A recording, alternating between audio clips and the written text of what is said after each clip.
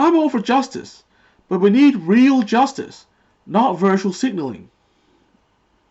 Hi everyone, welcome to the 6th season of the TaraElla Report, where we try to come up with solutions to heal the polarized cultural and political environment in the West right now. This show is brought to you by my new book, The Moral Libertarian Idea, which is all about reimagining a positive and pro-community, pro-humanity, classical liberalism for the 21st century. Today, I'm going to talk about a new poll from Pew Research, which asked Democratic voters about whether they were bothered by this year's Democratic nominee is an older white man.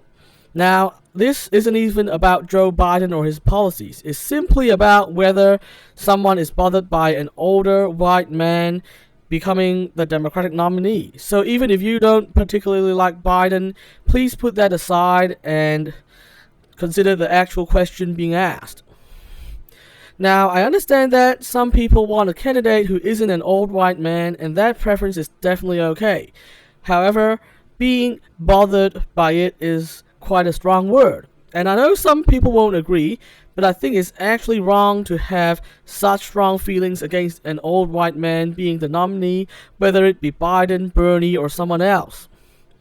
Imagine this. If I rephrase the question as, for example, if you are bothered by a young Asian woman receiving the nomination, you'll actually see that it's clearly racist, sexist, and ageist. Those of us who are actually minorities know that double standards only serve to entrench discrimination in the longer run, so we oppose discrimination in any direction. If you allow differential treatment in any form, minorities always end up suffering the most. Given my view on this matter, it is no surprise that I am very disappointed that the poll found that almost half of the sample actually agreed with the proposition. I mean, not only is this racist, sexist, and ageist, the fact that you're bothered by these things rather than the actual policies show that you don't even care about the important issues at all.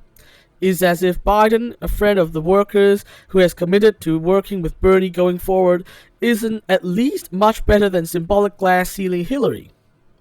Now, before anyone goes on to blame minorities for this, no, they are not primarily responsible.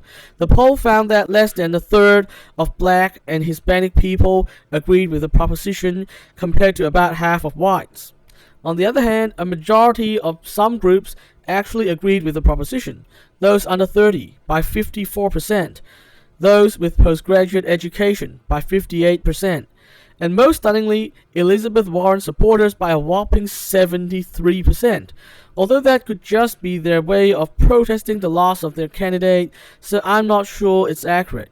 Anyway, the point is, it has become more common than not in some circles to agree with this problematic view, and unfortunately, the young and the educated is where the problem is. I guess it could be another example of people dripping in privilege trying to revolutionize the world, taking the moral high ground against other privileged people in the virtue signaling game, while the rest of us are just trying to survive. I think it is incredibly privileged to care about anything other than the policies on offer, because at the end of the day, the personal characteristics of the US president doesn't affect anyone. It's like the current cultural war over pronouns, which certainly didn't come from the trans community, because most trans people are just trying to survive. This was especially true before around 2015, when trans issues started going mainstream. I think it's because the woke crowd, despite being economically privileged, just can't find enough meaning and happiness in their own lives for some reason. This is why they delight in other people's symbolic progress, because it brings a sense of meaning to their own lives. Meanwhile, actual minorities don't even care for any of this, as seen by the majority of black people voting for Biden, the majority of Latinos voting for Bernie, and the majority of trans people still refusing to put their pronouns on their social media profiles.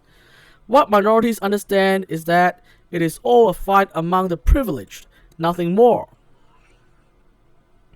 That's all for today. I'll be back next time to discuss another big idea. Subscribe if you want to follow our story. And remember to resist the hive mind and stay positive. The world depends on it.